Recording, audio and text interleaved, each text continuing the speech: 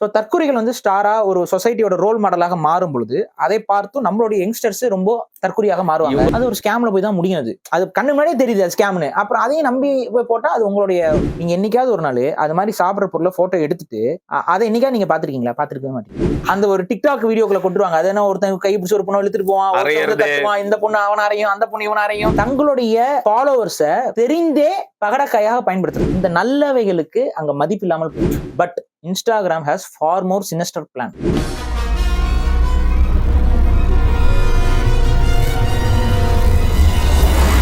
வருண் டாக்ஸ்ல இன்னைக்கு தொழில்நுட்ப வளர்ச்சியின் மூலியமா வந்து பாத்தீங்கன்னா சமூக வலைதளங்கள் அதுல வந்து பாத்தீங்கன்னா ரொம்ப குறிப்பா இன்னைக்கு எல்லாரையுமே அட்ராக்ட் பண்ணிருக்கிறது அப்படிங்கிறது இன்ஸ்டாகிராம். அது வந்து 2015ல இருந்து இன்ட்ரடியூஸ் பண்ணாங்க அப்படின்னு நினைக்கிறேன். ஸோ இன்ஸ்டாகிராம் வந்து இன்னைக்கு பீக்ல போயிட்டு இருக்கு அப்படின்னு சொல்லலாம். ஆர்குட், ஃபேஸ்புக் அப்புறம் இன்ஸ்டாகிராம் அப்படிங்கிறது எவ்வளவு சக்சஸ்ஃபுல்லான ஒரு சோஷியல் மீடியா பிளாட்ஃபார்மா இருந்தது. இப்போ பூமர் மாதிரி உட்காந்து இன்ஸ்டாகிராம்னால வரக்கூடிய தீமைகள் அப்படின்னு சொல்லிட்டு அதை பத்தி பேச போறதுல அதுவும் வந்து ஒரு கால மாற்றத்துக்கு வந்தான ஒரு சோஷியல் ஆப்பா வந்து நம்ம பார்க்கலாம். ஆனா அதுல நம்மளோட பிஹேவியர் எப்படி மாறி இருக்கு அண்ட் ஆர்குட், ஃபேஸ்புக்ல இருந்து இன்ஸ்டாகிராம் அதை யூஸ் பண்றவங்கள என்ன மாதிரியான மைண்ட் எல்லாம் வந்து மாத்திருக்கு, இதனால பிசினஸ் அப்படிங்கிறது எப்படி வந்திருக்கு, இது மாதிரி நிறைய விஷயங்கள் சொல்லிட்டே வந்து போகலாம். இதனால இன்ஸ்டாகிராம்ல எனக்கு ஒரு கியூரியாசிட்டி இருந்துச்சு, ஒரு டிஸ்கஷன் பண்ணலாம் இதை பத்தி அப்படின்னு. ஸோ இன்ஸ்டாகிராம்ல பேருக்குன்னு ஒரு அக்கௌண்ட் மட்டும் தான் வச்சிருக்காரு.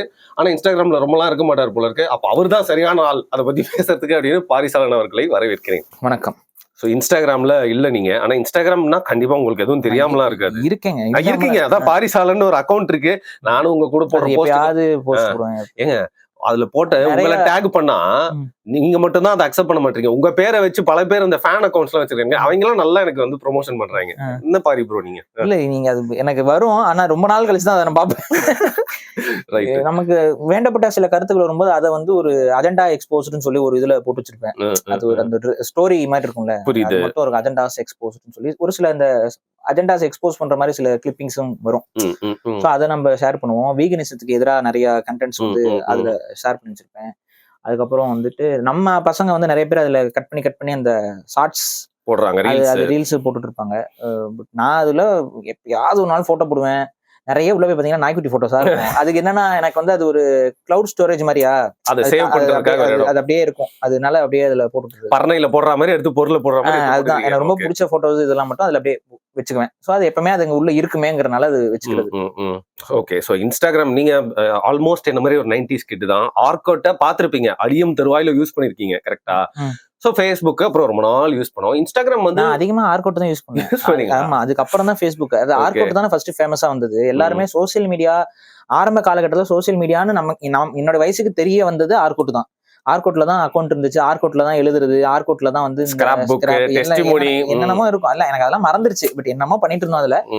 அதுக்கப்புறம் ஃபேஸ்புக் வந்து கொஞ்சம் கொஞ்சமா ஃபேமஸ் ஆக ஆரம்பிச்சது. ஃபேஸ்புக்ல நான் காலேஜ் ஸ்டார்ட் ஆகிறதுக்கு இல்ல ஸ்கூலிங்ல தான், ஸ்கூல் படிக்கிற டைம்ல ஒரு அக்கௌண்ட் ஆரம்பிச்சேன் ஃபேஸ்புக்ல. நான் 12th இல்ல 11th படிக்கும் போது ஒரு அக்கௌண்ட் ஆரம்பிச்சேன். அது ஒரு 5 நாள் 10 நாள். அப்ப வந்து பாத்தீங்கன்னா ஆர்குட் மாதிரி ஃபேஸ்புக் வந்து கொஞ்சம் யூசர் ஃப்ரெண்ட்லியாலாம் இருக்காது. ஒரு மாதிரி கொஞ்சம் கொச்சமச்சான்னு ஒரு ஃபீல் இருக்கும் அதுல. ஆர்குட்ல நான் எந்த பொண்ணோட ப்ரொஃபைல் குள்ள வேணா அவங்களோட போட்டோஸ் எல்லாம் போய் பார்க்கலாம். பட் ஃபேஸ்புக்ல ஃப்ரெண்டா இருந்தா தான் பார்க்க முடியாம மாதிரி தெரியல. இல்ல அதெல்லாம் எனக்கு தெரியல. இல்ல சொல்றேன், அவ்வளவு பிரைவசி. நான் வந்து அந்த இடத்துல பிகினிங் ஸ்டேஜ் ஆஃப் சோசியல் நெட்வொர்க்கிங்ல எனக்கு ஃபேஸ்புக்ல போகும்போது கொஞ்சம் ஒரு மாதிரி டிஃபிகல்ட்டா இருக்க மாதிரி இருக்கும். அது ரெண்டு டிஃபிகல்ட் இல்ல, அது ஒரு மாதிரி இருக்கும். அதனால அப்ப அதிகமா யூஸ் பண்ண முடியல. அந்த அக்கௌண்ட் அப்படியே தான் கடந்துச்சு. அந்த அக்கௌண்ட்டை திரும்ப தூசி தட்டி எடுத்தது எப்படின்னா காலேஜ் ஃபர்ஸ்ட் இயர்ல தான். காலேஜ் ஃபர்ஸ்ட் இயர்ல எல்லாம் ஃபேஸ்புக்னு அதுல எனக்கு ஒரு ஃப்ரெண்ட் ஒருத்தர் இருந்தாப்புல. அவருக்கு வந்து சோசியல் மீடியாவே சுத்தமா என்னன்னே அவனுக்கு அந்த ஏன்னா வந்து அவன் வந்து நம்ம தமிழ்நாட்டுடைய கவர்மெண்ட் ஸ்கூல்ல அந்த இதுல இருந்து செட்டப்ல இருந்து வந்தவன். ஸோ அவனுக்கு வந்து சோசியல் மீடியா வாய்ப்பு ஒண்ணுமே அது எக்ஸ்போசர் ரொம்ப கம்மியா இருந்துச்சு. ஸோ அவனுக்கு ஃபேஸ்புக்னு உடனே அவன் லைப்ரரிக்கு உண்மையாவே போயிட்டான். சீரியஸாங்க? ஃபேஸ்புக்ல இருக்கியா? உண்மையாவே நடந்துச்சு. அது வந்து உண்மையாவே போயிட்டு அங்க லைப்ரரியில போயிட்டு ஃபேஸ்புக்னா என்ன, எல்லாரும் இருக்காங்க அப்படின்னா சோசியல் மீடியாயா அப்படின்னு சொல்லிட்டு அப்புறம் அங்கேயே உங்களுக்கு லைப்ரரி எஸ்ஆர்எம்ல வந்து லைப்ரரி வந்து இதுலயே இருக்கும். உங்களுக்கு அந்த லைப்ரரியிலேயே வந்து அந்த இன்டர்நெட் ஃபெசிலிட்டிஸ் எல்லாமே இருக்கும். ஸோ அங்கேயே லேப்டாப்ஸ் இதெல்லாமே அவங்க யூஸ் பண்ணிட்டு கொடுத்துட்டு போனோம். ஸோ அதுலயே அவனுக்கு அக்கௌண்ட் அங்கேயே ஆரம்பிச்சு எல்லாம் பண்ணிருக்காங்க.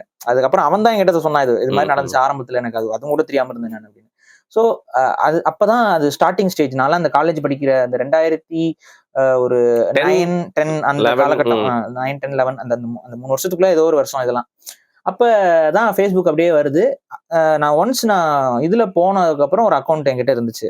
அந்த அக்கௌண்ட்ல தான் நான் வந்து முதல்ல அரசியல் பதிவுகளும் போட ஆரம்பிச்சேன்.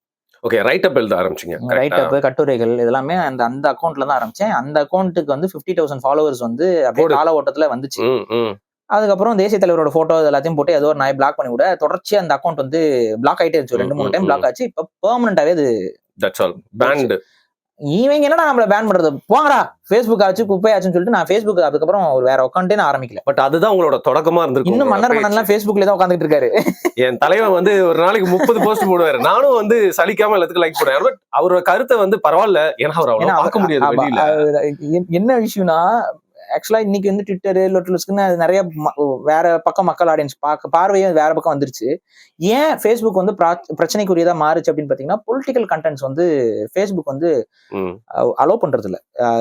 ஒரு ஃப்ரீ ஸ்பீச், ஃப்ரீடம் ஆஃப் ஸ்பீச்னு ஒன்று இருக்குல்ல, அதுக்கு வந்து இந்த ஃபேஸ்புக் உடைய அந்த இலுமினாட்டி கும்பல், அது அந்த கும்பல் தான். அது அதோட அல்காரிதம் ரொம்ப குவெஸ்ஷனபிளா இருக்கு. உங்களுக்கு போய் சேர மாட்டேங்குது எல்லாருக்கும். அவங்களுக்கு இல்ல, ஒரு காலத்துல அது ஓகே. நீங்க என்னோட பழைய போஸ்ட்லாம் வந்து பாத்தீங்கன்னா, ஜல்லிக்கட்டுக்கு வந்து பாத்தீங்கன்னா 2013 அந்த டைம்ல வந்து நான் கட்டுரை எழுதியிருப்பேன். ஜல்லிக்கட்டும் உலக அரசியலும். நிறைய பேர் அந்த கட்டுரையை படிச்சிருப்பீங்க, ஷேர் பண்ணிருப்பீங்க. அது எழுதுனதே நான் தான். நீங்க சொல்லிருக்கீங்க அந்த போராட்டத்தை நிறைய பேர் எடுத்து போய் சேர்த்தது அந்த ஃபேஸ்புக்ல. அது நான் வந்து 2013 எழுதுனது. A1 பால், A2 மில்க், அது போட்டு அந்த உலக அரசியல், ஜல்லிக்கட்டும் உலக அரசியலும் சொல்லி அந்த பால் வர்த்தகம், இது இந்த சுகர் இண்டஸ்ட்ரி இதெல்லாத்தையும் சேர்த்து நான் படிச்சிருக்கேன். அது ஒரு கட்டுரை எழுதியிருப்பேன். அப்புறம் அதை ஒரு சில ஊடகங்கள்லாம் கூட அதை எடுத்து அந்த கட்டுரைகள் எடுத்துலாம் போட்டாங்க. இன்னைக்கும் கூட நிறைய பேர் வந்து பிக் பாஸ்க்கு எதிராக நான் முதல்ல சோசியல் மீடியாக்குள்ள இந்த யூடியூப்ல பேச ஆரம்பிச்சது வந்து பாத்தீங்கன்னா இந்தியா கிளிட்ஸ்னு ஒரு சேனல், உங்களுக்கு தெரியும்? தெரியாது எனக்கு அந்த சேனல். அந்த இந்தியா கிளிட்ஸ் சேனல்ல தான் இன்டர்வியூ வந்து என்னோட வந்து பப்ளிஷ் பண்றாங்க. அந்த இன்டர்வியூ வந்து எதை பத்தின்னு பாத்தீங்கன்னா, பிக் பாஸ்க்கு எதிராக நான் பேசுறது. ஸோ அந்த பிக் பாஸ்க்கு எதிராக நான் பேசுனதுக்கு அந்த ஆர்டிகல் வந்து பாத்தீங்கன்னா விகடன்ல தான் முதல்ல பப்ளிஷ் பண்றாங்க. அது விகடன்னா மெயின் ஸ்ட்ரீம் விகடன் கிடையாது, ஆன்லைன் விகடன் ஒரு பத்திரிகை இயங்கிட்டு இருந்துச்சுல. அந்த பத்திரிகை என்ன பண்றாங்க, என்னோட ஃபேஸ்புக் போஸ்ட் தான் பிக் பாஸை வந்து நம்ம ஏன் எதிர்க்கணும்னு சொல்லி ஒரு ஃபேஸ்புக் போஸ்ட் வந்து நான், அதாவது ஒரு கட்டுரை, நான் ஃபேஸ்புக்ல அந்த ரைட் அப் எழுதி கொண்டு இருந்த காலம், கட்டுரை ஏன்னா நிறைய எழுதலாம்ல, அதை எழுதி ஒரு போட்டோ எடிட் பண்ணி வச்சுட்டு அதுக்கு மேல வந்து அந்த கட்டுரை என்பது எழுதப்பட்டிருக்கும். ஸோ அந்த பிக் பாஸ்ங்கிறது உளவியல் தாக்குதல், அது வந்து எப்படி வந்து மக்களை வந்து ஒரு தப்பான ஒரு பயன்பாட்டுக்கு அது பயன்படுத்துன்னு சொல்லி ஒரு கட்டுரை எழுதியிருக்கேன். அந்த கட்டுரையை வந்து பிக் பாஸ் அந்த ஸ்டார்டிங் ஸ்டேஜ்ல நம்ம அதை பத்தி அந்த விளம்பரம் கமல் வந்து பண்றாரு அப்படின்னு சொல்லி அந்த விளம்பரம் தொடங்குது இல்ல, அந்த டைம்ல இந்த போஸ்ட் வந்து சர்க்குலேஷன் போது ரொம்பலாம் இருக்காது. ஆனா அப்பவே வந்து பாத்தீங்கன்னா அந்த போஸ்டோட ரெஸ்பான்சஸ் வந்து பாத்தீங்கன்னா 1000 ஷேர்ஸ் அதெல்லாம் இருக்கும். அது அந்த பேஜ் ஏன்னா சொன்ன 50,000 ஃபாலோவர்ஸ் இருந்தாங்க அப்பவே அந்த போஸ்ட். அவ்வளவு கண்ட்ரோலும் பண்ணப்படல இந்த மாதிரி. ஆமா, அதெல்லாம் நிறைய என்னன்னா எழுதலாம், பின்னாடி தான் ரொம்ப கண்ட்ரோலா வர ஆரம்பிச்சது. அப்ப என்ன ஆகுதுன்னு பாத்தீங்கன்னா, அந்த போஸ்ட் வந்து கொஞ்சம் ஸ்ப்ரெட் ஆகுது. எதுன்னா பிக் பாஸ் எல்லாரும் ஆக்சுவலா வந்து வரவேற்றுக்கிட்டு இருந்தாங்க அந்த டைம்ல.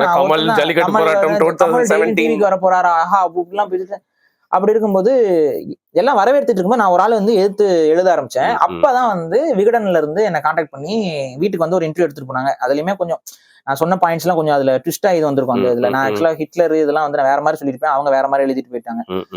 ஏன்னா அது வந்து உங்களை வீட்டுல வந்து இன்டர்வியூ எடுத்து அதை வந்து அவங்க ரைட் அப்ப மாத்துவாங்க. ஸோ அதுல ஒரு சில ஒரு சின்ன வார்த்தை தவறுகள் இருக்கு அதுல. ஸோ அந்த கட்டுரை தான் ஃபர்ஸ்ட் வந்து வருது. அந்த கட்டுரையை பார்த்துட்டு இந்தியா கிளிட்ஸ்ல வந்து கான்டாக்ட் பண்ணி நீங்க பேசுறீங்களா அப்படிங்கிறாங்க. அந்த ஸ்பீச் தான் பாரிசாலன் ஒருத்தர் இதை பத்தி எல்லாம் பேசிட்டு இருக்காருங்கிறத தமிழ் சோசியல் மீடியாக்குள்ள இந்த யூடியூப் கம்யூனிட்டிக்குள்ள கொண்டு வந்து காட்டுனது. So you should thank Facebook. Also a reason, ஒரு டூல். Facebook ஒரு ரீசனா இருந்திருக்கு, யூடியூப் ஒரு ரீசனா இருந்திருக்கு, எல்லாமே ஒரு ரீசனா இருந்திருக்கு. அதுல வந்து கொண்டு வந்து எடுத்து காட்டுவாங்க. ஆனா அந்த வீடியோ வந்து கொஞ்சம் வைரல் ஆயிடுச்சு. அதுதான் ஆக்சுவலா நான் பேசிய அத்தனை காணொலிகளையுமே ரொம்ப வைரலான காணொலி. பிக் பாஸை எதிர்க்கும் தமிழன் போட்டு வச்சிருப்பாங்க. அதுல வந்து என் பேரும் கூட போட்டிருக்க மாட்டாங்க, பிக் பாஸை எதிர்க்கும் தமிழன் அப்படின்னு சொல்லி போட்டிருப்பாங்க. அந்த வீடியோ வந்து அப்பவே எனக்கு தெரிஞ்சு சம் லேக்ஸ், அதாவது வந்து ஆல்மோஸ்ட் 1 மில்லியன் 1 மில்லியன் கிட்ட அது போயிருந்துச்சு நினைக்கிறேன். 5 மில்லியன் வியூஸ் போயிருக்கு. அப்பவே அப்படி போயிருச்சு அது. ஸோ அந்த இதுக்கு அப்புறம் தான் நம்ம பேசுறது கேட்கறதுக்குன்னு ஒரு கொஞ்சம் பேர் உருவானாங்க. அப்புறம் நம்ம தொடர்ச்சியா பேசுறோம். அதுல ஒரு சிலர் ஐயோ ஈவராத்துக்காண்டு பிடிங்கிட்டு போயிட்டாங்க அந்த பக்கம். ஸோ இதுதான் அந்த இது. ஸோ சோசியல் மீடியாங்கிறது வந்து நமக்கான ஒரு டூல் தான். அதுல நிறைய முரண்கள் இருக்கு, பிரச்சனைகள் இருக்கு, அதை தப்பா இழுத்துட்டு போறவங்க இருக்காங்க. அது ஆனா ஒரு பொலிட்டிக்கல் பாயிண்ட் ஆஃப் வியூல ஒரு ஜென்ரிக்கா மக்களுக்கு நல்லது செய்யணும்னு நினைக்கிறவங்கனால அதை வந்து ரொம்ப அதிகமா பயன்படுத்திக்கணும்னு நான் சொல்றேன். இல்ல தலைவா, நான் என்னன்னா ஃபேஸ்புக் பத்தி நீங்க பேசுறது கரெக்டான விஷயம். ஒரு ப்ரெலூடு. ஃபேஸ்புக் வந்து பாத்தீங்கன்னா நம்ம போட்டோவும் போடலாம், அவங்க மேல ரைட் அப்ஸ் எழுதலாம், நிறைய விஷயம் மக்கள் கிட்ட கொண்டு போய் சேர்க்கலாம். அங்க இருந்து பாத்தீங்கன்னா வேற ஒருத்தங்க ஆரம்பிக்கிறாங்க இன்ஸ்டாகிராம். மாமா மார்க் என்ன பண்றப்பல நல்லா போதே இது, ஆஹா நம்ம கடையை காலி பண்ணி அதை உள் வாங்கி போட்டுக்கிறாப்ல. சோ இன்ஸ்டாகிராம வாங்கிடுறாரு அவரு. சோ நான் ஏன் இன்ஸ்டாகிராம் பத்தி குறிப்பா ஃபேஸ்புக் எல்லாம் தாண்டி நான் பேசணும்னு நினைச்சேன்னா, இப்போ உங்களை மாதிரி ஆட்கள் நிறைய பேர் வந்து அது மூலியமா வந்து வெளில வந்திருக்காங்க. நியூஸ் வரும், அதுல நாலேஜ் பறந்துட்டே இருந்துச்சு. சோ இன்ஸ்டாகிராம் அப்படின்றது வந்து கவர்ச்சி அப்படிக்கு இன்னொரு பேர் வந்து இன்ஸ்டாகிராம் மாதிரி மாறிடுச்சு பாரு. இன்ஸ்டாகிராமோட டிரான்சாக்ஷனே நான் சொல்றேன் பாருங்க. இன்ஸ்டாகிராம் வந்து நானும் வந்து இன்ஸ்டாகிராம் ரொம்ப வருஷமா கிடையாது. எல்லாம் வந்து இன்ஸ்டாகிராம பத்தி பேச ஆரம்பிச்சதுக்கு அப்புறம் தான் நான் அதுல போய் அக்கௌண்டே ஆரம்பிச்சுப்பேன். சரி என்ன இதுன்னு தெரிஞ்சுக்கிறதுக்காக தான் நான் உள்ள போனேன். அப்ப வந்து இன்ஸ்டாகிராம் வந்து ஆக்சுவலா வேற. அப்ப இன்ஸ்டாகிராம் என்னன்னா அது வந்து ஒரு போட்டோ ஷேரிங், ஒரு போட்டோஸ் எடுத்திருப்பாங்க, அந்த போட்டோஸை வந்து போட்டிருப்பாங்க. நிறைய பேர் அந்த வரையறதெல்லாம் அப்லோட் பண்ணி வச்சிருப்பாங்க, அது வந்து ஷேர் ஆகும். ஒரு கிராஃபிக் டிசைன் போட்டு வச்சிருப்பாங்க, அது ஷேர் ஆகும்.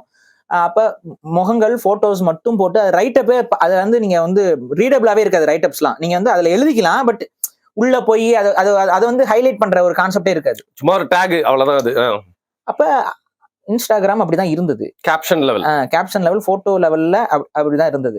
இது கொஞ்சம் கொஞ்சமா டிரான்சாக்ஷன் தொடங்குது. அது எப்ப அப்படி மாறுதுன்னா, டிக்டாக்ங்கிற ஒரு சைனீஸ் இது உள்ள வருது. அந்த டிக்டாக் வந்து அவங்களுடைய ஃபார்மேட் வந்து ஜென்யூனான ஒரு விஷயம். அது மியூசிக்கலி இருந்துச்சு, அப்புறம் டிக்டாக் மியூசிக்கலி ஒன்னு இருந்துச்சு, அப்புறம் அது டிக்டாக்கா மாறிச்சு. மியூசிக்கலில நமக்கு எல்லாருக்கும் தெரிஞ்சிருக்கும், ஒரு ஆன்டி ஒருத்தவங்க வந்து 1 inch 2 inch 3 inch அப்புறம் ஜிபி முத்து அதுல எல்லாத்தையும் இது போட்டுக்கிட்டு டிக்டாக்கு முன்னாடி அந்த மியூசிக்கலில வந்து அங்கிள்ஸ் ஆன்டிஸ் எல்லாம் வந்து பாடி, எங்கேயோ ஒரு ஆன்டி பாடி என்னமோ அளவு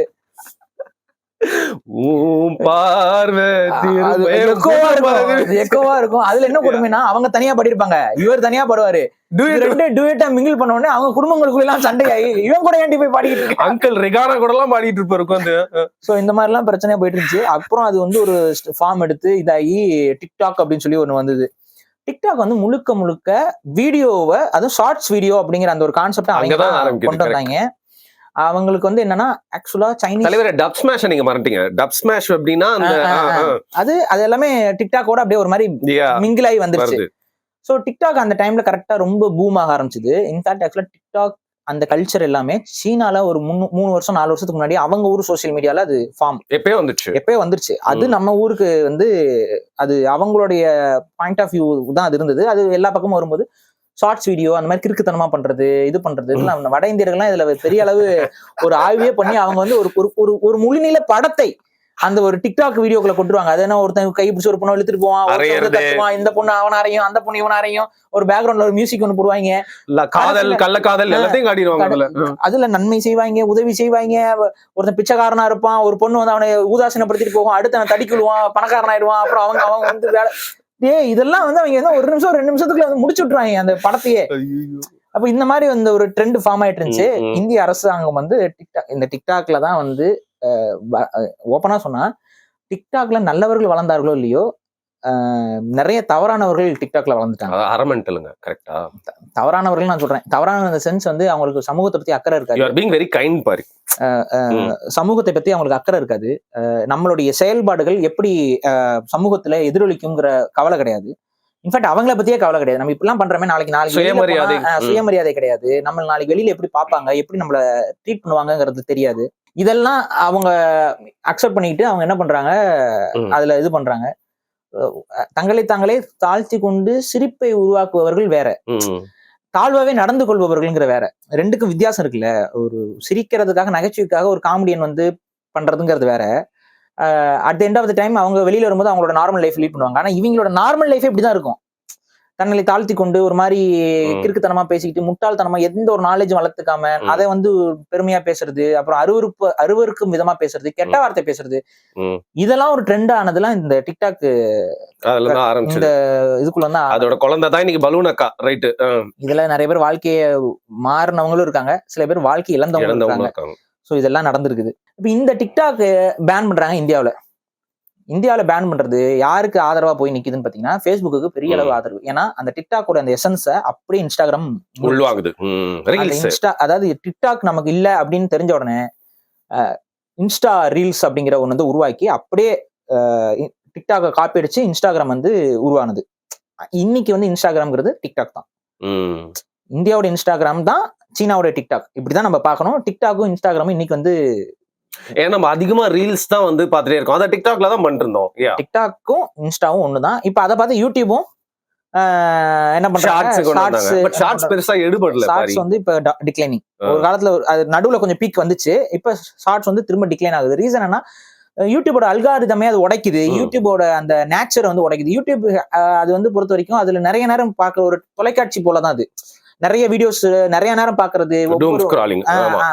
இது வந்து என்ன பண்ணிட்டாங்க, அது ஆரம்பத்துல யூடியூப் வந்து ஒரு சர்ச் பேஸ்டா கிடைக்கும். நமக்கு ஒரு விஷயத்த தேடுறீங்கன்னா அது உங்களுக்கு கிடைக்கும். இப்ப நான்லாம் வந்து போன் ரிப்பேர், நம்ம போன் ஏதாவது ஆன் ஆகுது, ஆஃப் ஆகுறது, பிரச்சனை ஆகுது, ஏதோ ஒன்று அது ரிப்பேர் பண்றது எப்படி, நம்ம லேப்டாப் ரிப்பேர்ஸ், இதெல்லாமே வீடியோஸ் வந்து நிறைய இருக்கும். அது ஒரு தேடினோம்னா இந்த மாடல், இது தேடினோம்னா அந்த மாடலுக்கு அந்த ரிப்பேருக்கு எப்படி பண்ணணும்னு வரும், என்ன ப்ராப்ளம்னு வரும். இந்த மாதிரி சாஃப்ட்வேர் பேஸ்ல ஏதாவது நமக்கு ஒரு இது பண்ணோம் பிரச்சனை, இது எல்லாத்துக்குமே சொல்யூஷன் வந்து யூடியூப்ல வந்து யாரோ ஒருத்தன் அப்லோட் பண்ணி வச்சிருப்பாங்க. அதெல்லாம் போய் பார்த்து நம்ம ரெக்கமெண்ட் இது பார்ப்போம். சமையலுக்கு அப்படி ஒரு அது ஒரு விங் தனியா. லாங் ஃபார்மேட் வீடியோஸ், அதுக்கான ஒரு லாங் ஃபார்மேட் வீடியோக்கான ஒரு தளமாக இருந்த யூடியூப் இவங்களெல்லாம் பார்த்து காப்பி அடிச்சு அந்த ஷார்ட்ஸ்ன்னு சொல்லி வந்தப்ப இதோட அல்காரிதமே அடி வாங்க ஆரம்பிச்சது. நிறைய பழைய கிரியேட்டர்ஸுக்கு வந்து இது ஒரு பெரிய பேக் ஃபயர் ஆக ஆரம்பிச்சது. அப்புறம் அது மட்டும் இல்லாம யூடியூபோடைய அந்த ரெவன்யூ ஷேரிங்லயுமே ஷார்ட்ஸ் வந்து அது it's not a best revenue. அதாவது நீங்க ஒரு வீடியோ இப்போ நேத்தி போட்டிருக்கீங்கன்னா பாரு, நீங்க ஷார்ட்ஸ் போட்டீங்கன்னா உங்களோட நேத்தியோட வீடியோட பெர்ஃபார்மன்ஸ் கூட அது வந்து அடி வாங்க வச்சிருது. அதனாலேயே ஷார்ட்ஸ் வந்து நம்மலாம் ஷார்ட்ஸை குறைச்சு ஆரம்பத்துல சப்ஸ்கிரைபர்ஸை கொண்டு வருது. ஷார்ட்ஸ் வந்து சப்ஸ்கிரைபர்ஸ் புது மக்களை உள்ள கொண்டு வருது. ஆனா என்ன ப்ராப்ளம்னா, அது புது மக்களை கொண்டு வரது கடந்து அது வந்து ரொம்ப நியூட்ரல் ஆடியன்ஸை கொண்டு வந்துருது. நியூட்ரல் ஆடியன்ஸ் வந்து என்னைக்குமே ஒரு சேனலோட க்ரோத்துக்கு வந்து ஹெல்ப் பண்ணாது. திட்டுறதுக்கு வேணா உதவுங்க. அது நியூட்ரல் ஆடியன்ஸ் அது யூடியூப்ல தேவையில்லாதது. யூடியூப்பை பொறுத்த வரைக்கும் ஒவ்வொருத்தவங்க ஒவ்வொரு இப்போ இயற்கை சார்ந்த ஒரு விவசாயத்தை ஒருத்தர் செஞ்சுட்டு இருப்பாரு. அவரோட சேனலுக்கு அதுல இன்ட்ரெஸ்ட் இருக்கவன் போனாதான் அவன் பார்ப்பான் அந்த சேனலை. அங்க வந்து வேற யாரோ ஒருத்தர் ஷார்ட்ஸை பார்த்துட்டு வந்துட்டு உள்ள வந்துட்டு அது அப்படியே பார்க்காம ஸ்டாக்னண்டா இருக்கும்போது அது அந்த ரெவன்யூ எல்லாமே அவர் கடி வாங்கி. நான் சிக்கன் சாப்பிட்டு வீடியோ போடுறவனா இருப்பேன், கீழே வந்து உயிரில இருக்கிற ஜீவன்களை இப்படி கொண்டு சாப்பிடுறீங்களே அப்படின்னு சொல்லி கமெண்ட் போடுவான். சோ இந்த மாதிரியான இந்த நியூட்ரல் ஆடியன்ஸ் தேவையில்லைங்கிறது. அப்ப இதுதான். அப்ப இன்ஸ்டாகிராம்ங்கிறது ஒரு திருட்டுத்தனமா டிக்டாக்ல இருந்து எடுத்துக்கொண்ட ஒரு கருத்தை வச்சு உருவாச்சு. But Instagram has far more sinister plan. Like what? டிக்டாக்கை பொறுத்த வரைக்கும் அவங்க கிட்ட அஜெண்டா புஷிங் எதுவுமே கிடையாது.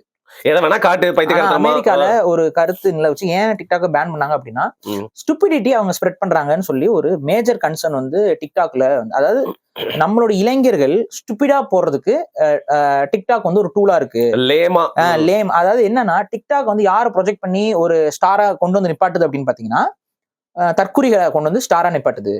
ஸோ தற்குறிகள் வந்து ஸ்டாரா ஒரு சொசைட்டியோட ரோல் மாடலாக மாறும் பொழுது அதை பார்த்து நம்மளுடைய யங்ஸ்டர்ஸ் ரொம்ப தற்குறியாக மாறுவாங்க. இவங்களை பார்த்து நம்ம இன்ஸ்பிரேஷன் வந்து அவங்கள வச்சுப்பாங்க. ஆமா, இன்ஸ்பிரேஷனா மாறி அவங்க அது இந்த இதெல்லாம் வந்ததுக்கு அப்புறம் இங்க தமிழ்நாட்டுக்கு எல்லாம் இன்ஸ்பிரேஷனா யார் யார் மாறி இருக்காங்க நீங்களே போய் பாருங்க.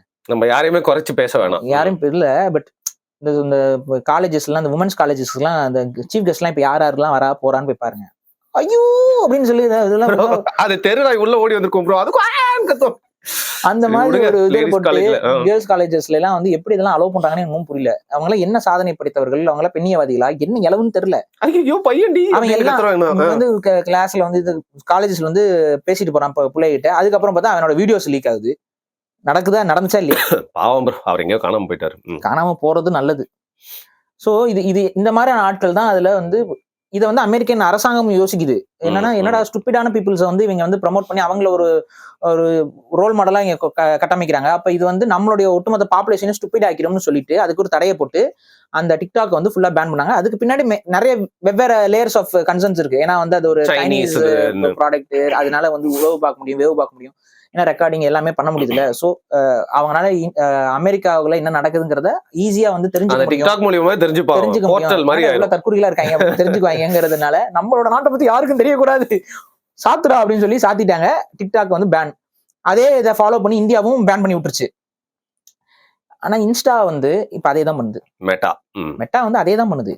சைனீஸ் இதை பேன் பண்ணும்போது என்னென்ன காரணங்கள் சொன்னீங்களோ அத்தனை காரணங்களும் இன்னைக்கு இதுக்கும் பொருந்தும். இன்ஸ்டாகிராம் ஒரு சினிஸ்டர் பிளான் என்ன அப்படின்னா, அது முழுக்க ஆபாசத்தையும் தவறான வாழ்வியல் முறையும் ப்ரமோட் பண்ணுது. இல்ல தலைவா, நீங்க என் ரிசல்ட் வந்துங்க கவர்ச்சின்ற ஒரு விஷயம் தான் இருக்கு. Instagram is known for glamour. அது மாதிரி ஆரம்பிச்சு நீங்க சொல்ற இடத்துல வந்து நிக்குது. நியூடிட்டி. அந்த நியூடிட்டியை வந்து அது என்னமே பேன் பண்றது இல்ல. அதே போல அது ஒரு அந்த வல்காரிட்டின்னு ஒண்ணு சொல்லுவாங்கல்ல, அந்த வல்காரிட்டியை அது அல்காரிதத்துல புஷ் பண்ணி மேல கொண்டு வருது. எல்லாரும் பாக்குற அதிகமா ஒருத்தவங்க வந்து உடம்ப காட்டிட்டு இருக்கிறாங்கன்னா அதுக்கான அந்த எல்லார் கண்ணிலையும் அது வந்து காட்டுது. ஆக்சுவலா சோசியல் மீடியாஸ் வந்து எல்லார் கண்ணிலையும் அதை காட்டக்கூடாது. ஏன்னா எல்லா ஏஜ் குரூப்ஸ்ல இருக்கிறவங்களும் அங்க இருக்கும் பொழுது it has to be mature ஆடியன்ஸுக்கான ஒரு 18+ கண்டென்ட்டா அது மாறிடுது ஆட்டோமேட்டிக்கா. நீங்க ஸ்கின்னை காட்டும் பொழுது, கிளாமர் காட்டும் போது. ஆனா வந்து அது இன்ஸ்டாகிராம் அப்படி ட்ரீட் பண்றது இல்ல. இன்ஃபேக்ட் நீங்க அப்படி காட்டுற வீடியோஸ் தான் வந்து அளவுக்கு அதிகமாக ஸ்ப்ரெட் ஆகுது. இன்னொன்னு, இது வந்து லாக்கிங் பீப்புள். எப்படின்னா, இப்ப நீங்க ஒன்ஸ் ஒரு இன்ஸ்டாகிராம் ஸ்க்ரோல் பண்ணி வரீங்க. இந்த ஸ்க்ரோலிங்ல வந்து எல்லாருக்குமே ஒரு அந்த காமம்ங்கிறது வந்து இச்சை எல்லாருக்குமே வரக்கூடியது. ஒரு ஆணாக இருக்கட்டும், பெண்ணாக இருக்கட்டும், இச்சை என்பது ஒரு மனித உணர்வு தானே. சோ அந்த பசி மாதிரி ஒரு மனித பசியோட கம்பேர் பண்ண வேணா. இல்லங்க, டெய்லி 3 வாட்டி வரும்னு சொல்ல பாரி. நானு நேச்சுரலான ஒரு விஷயம் தான், இயற்கையான ஒரு விஷயம் தான்.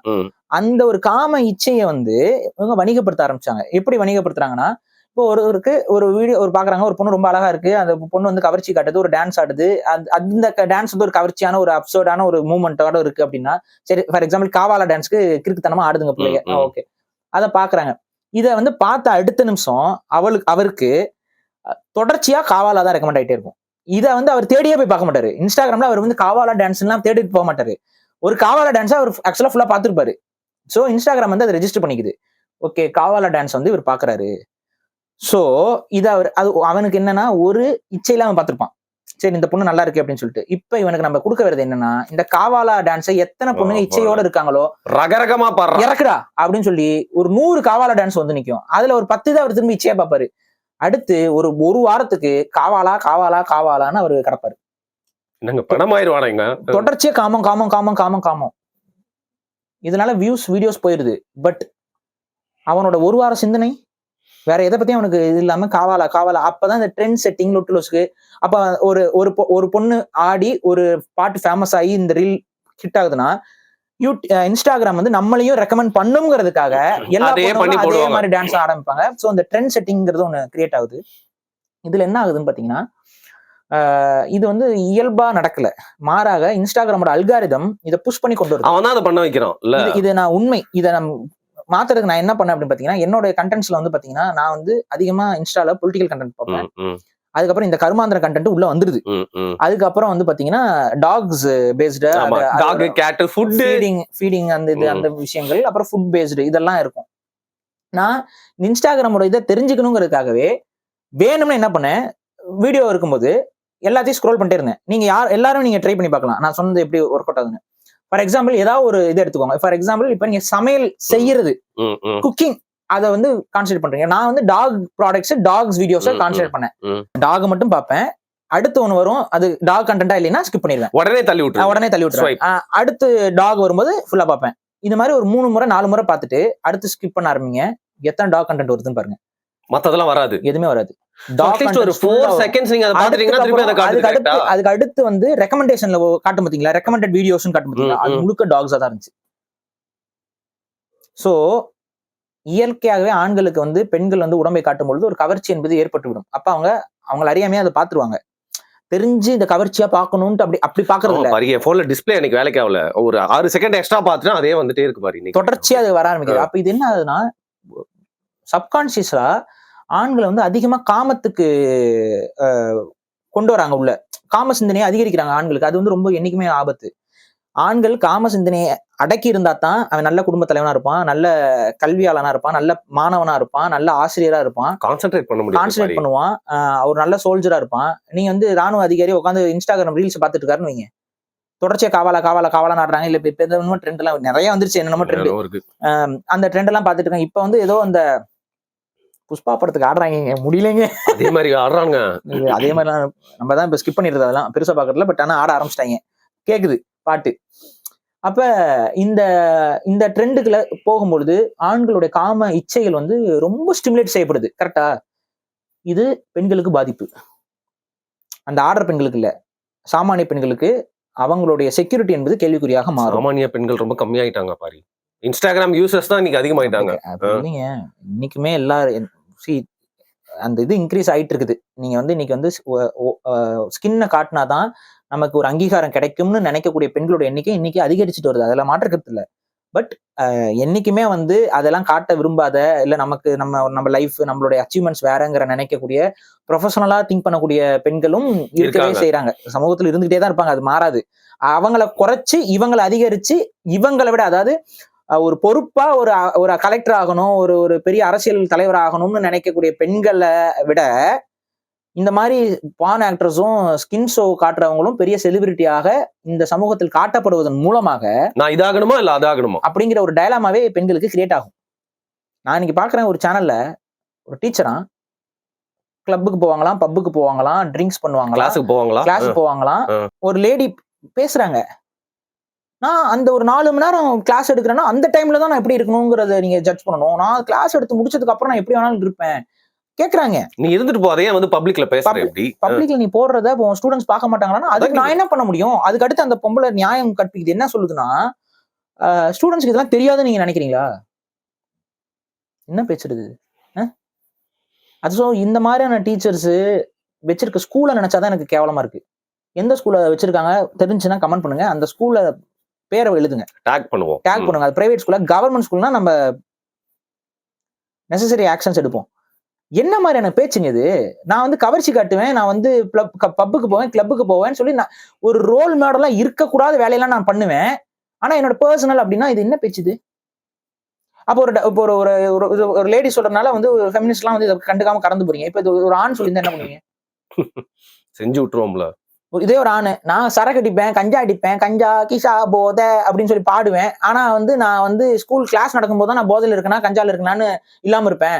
வெளியில வந்துட்டு அடுத்த நிமிஷம் வெளியில வந்து நான் கஞ்சா அடிப்பேன், போதை கையா இருப்பேன். ஆனா என்ன சொல்லுவீங்க? இதே ஒன்னால அந்த மாணவர்களுக்கு, பெண்களுக்கு பாதிப்பு வந்துரும்னு சொல்லுவோமா சொல்ல மாட்டோமா? இப்ப இந்த ஒரு பொண்ணு செய்யும்போது அது பெண் சுதந்திரம் பேச்சு எவ்வளவு கான்ட்ரடிக்டான ஒரு சொசைட்டியா நம்ம மாறி இருக்கோம் பாத்தீங்களா? ரொம்ப தப்புங்க இதெல்லாம். இந்த மாதிரி ஒரு தப்பான ஒரு புத்தியில மண்டையில மலத்தை வச்சுக்கிட்டு சுத்துற கூட்டத்தை உருவாக்கி வச்சிருக்கோம் நம்ம. என்ன லாஜிக் இதெல்லாம்? ஒரு டாக்டரா இருக்கிறவங்க, ஒரு இந்த மாதிரி ஒரு டீச்சிங் ப்ரொஃபஷனல் இருக்கவங்களுக்குன்னு ஒரு எத்திக்ஸ் இருக்கு. அந்த ப்ரொஃபஷனல் எத்திக்ஸ் சுத்தமா கிடையாது இன்னைக்கு. இப்ப ஒரு போலீஸ் இருக்காரு, நான் டியூட்டில கரெக்டா இருக்கேன், நாங்கிறது தான் முக்கியம். டியூட்டி முடிச்சதுக்கு அப்புறம் யூனிஃபார்ம் கழட்டினதுக்கு அப்புறம் நான் லஞ்ச பணம் வாங்கினா தப்பு கிடையாதுன்னு சொன்னா, யாரா நீன்னு கேட்பீங்களா கேட்க மாட்டீங்களா? ஒரு போலீஸ் சொன்னா என்ன சொல்லுவீங்க? அப்ப எத்திக்ஸ் ஒண்ணு இருக்குல்ல. ஒரு போலீஸ் டியூட்டில இருக்காரோ இல்லையோ அவர் லஞ்சம் வாங்க கூடாது, கிரிமினல் ஆக்டிவிட்டிஸ்ல ஈடுபடக்கூடாது. நான் காக்கி சட்டை போடுற வரைக்கும் தான்டா நான் காவல்காரன், காக்கி சட்டையை கழட்டினா நான் பொறுக்கிட்டான்னு சொன்னா ஒத்துக்குவீங்களா? இல்ல போலீஸ் உடனே கேள்வி கேட்கப்படுறாங்க. டீச்சர்ஸ் எல்லாம் தப்பிச்சு போயிடுறாங்க. டீச்சர்ஸ் எல்லாம் இல்ல, எல்லா டீச்சர்ஸ் இப்படி இருக்கவே கூடாது. இது serious one of the worst teacher I ever seen in this. Okay, அந்த அதான் வந்து உட்காந்து பேசிட்டு இருக்குங்க அந்த பொம்பளை. அத உட்காந்து ஒரு யூடியூப் சேனல் வந்து ப்ரோமோட் பண்ணிட்டு இருக்குது. என்ன கருமண்டா பண்றீங்க நீங்க? வெறுப்பா இருக்குங்க நம்ம இதெல்லாம் பார்க்கும்போது. இல்ல பிரதர், இப்ப இந்த Facebookல இருந்த நல்ல விஷயம் எல்லாம் குறைச்சப்பட்டு இங்க வந்து பாத்தீங்கன்னா நம்ம வந்து விக்கணும், நம்மள அசிங்கமா காட்டிக்கணும், நம்மள வந்து நம்மளே சுயமரியாதை வச்சு கூடாதுன்றது இன்ஸ்டாகிராம் நிறைய உமன் ரொம்ப பெரிய இது. அதாவது மஸ்குலர் பிஹேவியர் இல்லாத ஒரு ஆண் அப்படிங்கிறது அடுத்த ஒரு ப்ரொபகண்டா. புரியல. இந்த இன்ஸ்டால புடவை கட்டுற ஆம்பளைகளோட வீடியோஸ் நிறைய வந்துட்டு இருக்கு, பாத்தீங்களா? நான் ஏங்க அதை பாக்குறேன்? பாக்கலீங்க, நான் சொல்றேன் உங்ககிட்ட. வருது பாக்குறீங்களான்னு கேட்டேன். கேள்விப்படுறேன் நிறைய. தங்கமே அப்படின்னு போடுறாங்க ப்ரோ. ஏன் தெரியலையே. they are promoting LGBTQ also. அந்த ஒரு ஆண்களை வந்து அப்படியே கொஞ்சம் கொஞ்சமா காமிக்கிறது குறைஞ்சு இந்த மாதிரியான ஒரு தப்பான ஒரு, அதாவது வந்து புடவை கட்டுற ஆம்பளை, வந்து சுடிதார் போட்டுக்கிட்டு இருக்கிற ஆம்பளை, அந்த மாதிரியான ரீல்ஸ் எல்லாம் வந்து அதோட இதுல வந்து அப்படியே கொஞ்சம் கொஞ்சமா இந்த இதுல வந்து அது பேர் என்ன சொல்லுவாங்க, இன்க்ரீஸ் ஆயிட்டே இருக்குது. ஏன் அப்பனா சொல்லும்போது இதுக்கு பின்னாடி ஏதோ டாக்ஸிசிட்டி இருக்கு. ஏன்னா இன்னைக்கு குழந்தைகளும் இன்னைக்கு இன்ஸ்டால யூஸ் பண்ண ஆரம்பிச்சிட்டாங்க. நிறைய குழந்தைகள் இல்ல அப்பா அதை வாங்கி பட்டு நிறைய குழந்தைகளுக்கு அக்கௌண்டே வச்சிருக்காங்க இன்ஸ்டால. நிறைய பேர் அவங்க குழந்தைகளை வச்சுட்டு அக்கௌண்ட்ஸ் எல்லாம் வச்சுட்டு இருக்காங்க. குழந்தை நாய்க்குட்டிக்கெல்லாம் அக்கௌண்ட் இருக்குது, நாயெல்லாம் அக்கௌண்ட் இருக்குது. அதுக்கு இருக்கட்டும், அது பாக்குறது இல்ல. பட் குழந்தைங்க பாக்காதா நம்மளோட அக்கௌண்ட் என்னன்னு? ஒரு காலத்து வரைக்கும் தெரியாம இருந்தாலும் அந்த குழந்தை கொஞ்சம் அறிவு வரும்போது இன்ஸ்டா யூஸ் பண்ண ஆரம்பிக்கும்ல. ஸோ பேரண்ட்ஸ் இதெல்லாம் பண்ணக்கூடாது, பட் பண்றாங்க. சரி, ஓகே. அப்படி பண்ணும் பொழுது என்னென்ன மாதிரியான சிச்சுவேஷன், குழந்தைகளை வந்து ரொம்ப ஆபாசமா டான்ஸ் ஆடுறதெல்லாம் இன்ஸ்டால இருக்கு, நிறைய இருக்கு. நான்லாம் போட்டு நிறைய இடத்த திட்டி விட்டுருக்கேன். நான் கூட உங்ககிட்ட சொல்லிருக்கேன், பிரஸ்ட் ஃபீடிங் எல்லாம் அசிங்கமா காட்டுற மாதிரி லைவ். இல்ல இந்த சென்ஸ் இவங்க என்ன சொல்றாங்கன்னா, பிரஸ்ட் ஃபீடிங் வந்து எல்லாரும் பாக்குறது தப்பு இல்ல அப்படிங்கிற மாதிரி சொல்றாங்க. ஒய் கேட்டா breast feeding is natural thing அப்படிங்கிறாங்க. அது என்னதான் நேச்சுரல் திங்கா இருக்கட்டுங்க, பட் நியூடிட்டி இஸ் நாட் நேச்சுரல்ல. என்னடா குழந்தையோட அதை பார்த்து கத்துக்க போகுது, எப்படி பால் நியூடிட்டியை குடிக்கணும்? காட்டணும், சோசியல் மீடியால நியூடிட்டி காட்டணும். நீ குழந்தை பால் குடிக்கிறதுக்கு அது என்ன குழந்தைக்கு தெரியாம இருக்கா? எந்த குழந்தை பால் குடிக்க தெரியாம இருக்குது? இது எதுக்கு நேச்சுரல்னு சொல்லி எதுக்கு நீங்க இதை வந்து போடுறீங்க? எதுக்கு இந்த பால் குடிக்கிற இதை வந்து வீடியோஸ் எல்லாம் எடுத்து போட்டுட்டு இருக்கீங்க? எதுக்கு போட்டோஸ் அப்லோட் பண்றீங்க பால் குடிக்கிற மாதிரி? ஏன் குழந்தைங்க தான் பால் குடிக்க மாட்டேன்னு சொல்லுதா? பால் குடிக்கிறது குழந்தைங்க வந்து சொல்லுதா பால் குடிக்க கூடாது அப்படின்னு? இல்ல நல்லா வருது வாயில. ரைட். எதுக்கு இதை போட்டு போட்டோ போட்டு யாருக்கு என்ன சொல்ல வரீங்க? இதை வந்து நீங்க பப்ளிக் பண்றது மூலமா என்ன இங்க மாறப்போகுது? ஆண்கள்லாம் பால் கொடுக்க போறாங்களா? இல்ல ஏன் கொடுக்க கூடாதா ஆண்கள் அப்படின்னு வருவாங்க ப்ரோ. கருமா அது கொடுக்க வேற ஆரம்பிச்சுட்டாங்க. எப்படி ப்ரோ கொடுப்பாங்க? அது அட நீங்க வேற சத்தியமாங்க சம் கெமிக்கல்ஸ் வந்து இது பண்ணி ஃபீட் பண்ணி பால் சுரக்க வைக்க முடியும்னு சொல்லி காமிச்சிட்டு இருக்கானுங்க. பாரி நான் ஒரு விஷயம் பண்ணிட்டேன் பாரு. இந்த நேரத்துல நானும் இந்த ஒரு விஷயத்த ஒத்துக்கிட்டே ஆகணும், உண்மையை சொல்லணும். இந்த ஸ்கின் ஷோ இருக்குல்ல, அதனால நிறைய போதா எல்லாம் டெஸ்ட் பண்றதுக்கு நான் என்ன பண்ணேன், ஒரு வாட்டி பெரியார் ரிவர்ல குளிச்சிருந்தேன் கேரளாக்கு போறப்போ. அதுல வந்து வெறும் ஷார்ட்ஸ் மட்டும் போட்டு 6 பேக்ஸ்லாம் அப்போ அந்த காலகட்டத்தில் வச்சு அந்த போட்டோ போட்டோம் பாட்டி. செம்ம லைக்ஸ் பாரி. அதுல இருந்து எனக்கு ரொம்ப ஆசையா இருக்கு. நானும் எப்படி கல்யாணம் ஆகும்? ஏங்க நான் எதை பத்தி பேசிக்க, நீ எல்லாத்தையும் இதே எடுத்துட்டு வந்து முடிச்சா அப்புறம் எப்படியா? உங்களாலதான் எனக்கு ஆகும் போயிடும் சொல்லிட்டு நான். அது காரணம் நீங்களாதான் இருப்பீங்க. சோ இப்ப என்ன விஷயம்னா, அவர் நல்லவர் தான், அவரை நம்பி இப்படி நீங்க சொல்லாம இருந்தாலே ரைட்டு. சோ இங்க இதான் அப்ப இங்க என்ன பேசிட்டு இருந்தோம்? கல்யாணத்தை விட்டு வேற முன்னாடி என்ன பேசணும்? ஓகே. இங்க என்னன்னா, இந்த குழந்தைகள் பார்க்க போறது இல்ல. அப்ப எதுக்கு இதை வந்து காட்டுறீங்க? எனக்கு அதுக்கு பின்னாடி லாஜிக்கே புரியல. கேட்டா வந்து ஆண்கள் வந்து பால் குடுக்கறது வந்து ஏதோ அருவருப்பா பாக்குறாங்க. அதெல்லாம் கிடையவே கிடையாது. யார் அருவருப்பா பாக்குறா? அது ஒரு பிரைவேட் மொமெண்டா பாக்குறோம், அவ்வளவுதான். பிரைவேட் மொமெண்டா பாக்குறோம். அது தனியா போய் பால் கொடுக்கணும்னு நினைக்கிறோம். நீங்க என்ன சொல்றீங்க? ஒரு காலத்துல எல்லாமே அப்படிதான், அப்படி அங்கேயே பால் கொடுத்துட்டு இருந்தாங்க, அதனால நாங்களும் இப்படி பால் கொடுக்குறோம் அப்படின்னா, அந்த காலகட்டத்துல செட் ஆஃப் ரூல்ஸ் இருந்துச்சு. யாராவது ஒருத்தன் அந்த மாதிரி பால் கொடுக்கும்போது எவனா சைட் அடிச்சுட்டு வந்தானா, இந்த ஆள் என்ன பண்ணுவான்? கத்தி கடப்பாரை எடுத்து கொண்டு போய் அவன் தலையை வெட்டுவான், குத்துவான், கொலை பண்ணுவான். கொலை பண்ணா அவனுக்கு தண்டனை கிடையாது அந்த ஆளுகளுக்கு. இன்னைக்கு சிவிலைஸ்டு சொசைட்டில உங்களோட ஒய்ஃபை வந்து ஒருத்தர் ரொமான்டிக்கா பாக்குறானா எதாவது கேட்க முடியுமா? நான் கேக்குறேங்க. நீங்க ஒரு ஒய்ஃபை கூட்டு போறீங்க, இது நிறைய பேர் ஏன்னா அப்படி ஒரு சேனல்ஸ் நடத்திட்டு இருக்காங்க. பொண்டாட்டி வந்து உடம்ப காட்ட வச்சு சேனல் நடத்துறவங்களா இருக்காங்க. இன்ஸ்டாகிராம் இருக்காங்க. போய் அந்த வேலையெல்லாம் பாக்குறாங்க. ஒய்ஃப் வந்து உடம்ப காட்டி சம்பாதிக்கிறது, அது என்ன மாதிரியான உளவியல்? அந்த மாதிரி கண்டென்ட் கிரியேட்டர்ஸ் யாராவது உங்களுக்கு தெரியும்னா அவங்க யாருன்னு கீழே கமெண்ட் பண்ணுங்க. சரி இருக்கிறாங்க கருமம். அப்ப இந்த மாதிரி அந்த ஸ்கின் ஷோ இதெல்லாம் பண்ணும்பொழுது அந்த ஃபேமிலி ஸ்ட்ரக்சர் அங்க வந்து கேள்விக்குறியாக்கப்படும். இந்த ஒரு மாதிரி தப்பான ஒரு ஒரு ப்ரொபகேண்டா வந்து இதன் மூலயமா, இன்ஸ்டாகிராம் மூலயமா ரொம்ப நிறைய தப்பான அஜெண்டாஸ் வந்து புஷ் செய்யப்படுது மக்கள் மத்தியில. அவங்களோட உளவியல் தாக்குதல் என்பது அளவுக்கு அதிகமாக நடத்தப்படுகிறது. அதை தான் நம்ம சொல்றோம். ஓகே, நீங்க ஸ்கின் ஷோ பத்தி பேசுங்க. கவர்ச்சி தான் இன்ஸ்டாகிராம் எடுத்துட்டாலே அந்த கிளாமர்ல அமைச்சு கவர்ச்சி. ஆனா இதுல தொழில் முனைவோர் நிறைய பேர் பயன்பட்டு இருக்காங்க பாரு. நிறைய பெண்கள் பொட்டிக் நடத்துறது, டெய்லரிங் இது பண்றது, நிறைய பசங்க வந்து சயின்ஸ்லாம் அவங்க இது மாதிரி மெக்கானிக் இதெல்லாம் சொல்லி கொடுக்குறது நிறைய பயன்பட்டு இருக்காங்க. ஆனா இதுல இன்ஃபுளுசர்ஸ் அப்படின்னு உள்ள வந்து இதுல போலியான இன்ஃபுளுசர்ஸ் நிறைய பேர் உள்ள வந்து வியாபாரத்தை பார்க்கணும்னு சொல்லி இன்ஸ்டாகிராம்ல பாத்தீங்கன்னா ப்ரொமோஷன் எது உண்மையான கருத்து ப்ரொமோஷன் அப்படின்னு தெரியல. அதுக்காக ப்ரொமோட்லாம் பண்ண முடியாது, சொல்ல முடியாது. எல்லாருமே அட் தி எண்ட் மணிக்காக தான் ஒர்க் பண்றோம். பட் இந்த ஆங்கிள் நீங்க என்ன யோசிக்கிறீங்க? இன்ஸ்டாகிராம் எப்படி அதை இன்ஃபுளுன்ஸ்? அது எப்படின்னா, இந்த இன்ஃபுளுசர்ஸை வந்து நீங்க வந்து அதாவது இதன் மூலமாக வர்த்தகம் செய்யக்கூடியவர்கள் எல்லாரையும் நம்ம தப்புன்னு சொல்ல முடியாது. அட் த சேம் டைம் தப்பான வர்த்தகம் செய்யறவனும் இருக்குதான், நிறைய பேர் இருக்கான். அப்ப அதை நீங்க மக்கள்கிட்ட பிரிச்சு பார்க்க கத்துக் கொடுக்கணும். எது தப்பான வணிகம், எது சரியான வணிகம் அப்படிங்கறத நம்ம பிரிச்சு பார்க்கணும்.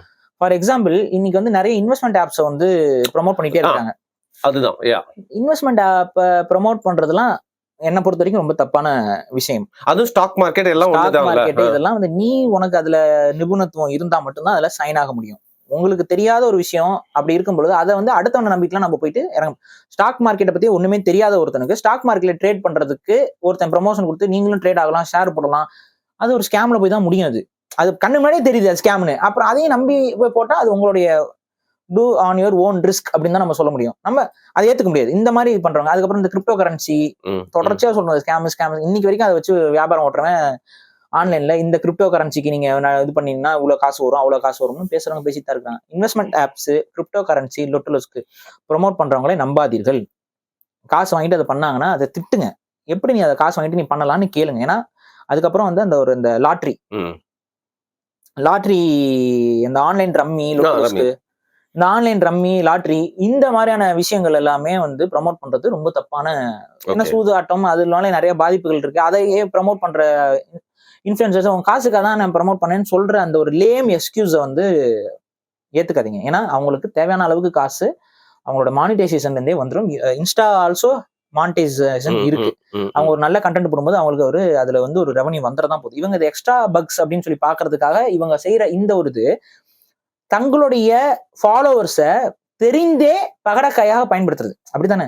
இப்ப என்ன நம்பி வராங்க ஒரு விஷயத்துக்காக, ஏதோ ஒரு காரணத்துக்காக என்ன ஃபாலோ பண்றாங்க. அவங்க மேல நான் ஒரு அக்கறை இருக்கணும்ல.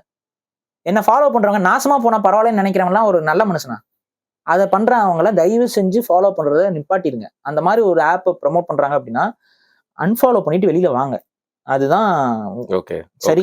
அதை செய்ய தவறுறீங்க நிறைய பேர், கடந்து போறீங்க. இன்ஃபேக்ட் அதை நியாயப்படுத்த ஆரம்பிச்சிட்டாங்க நிறைய பேர்.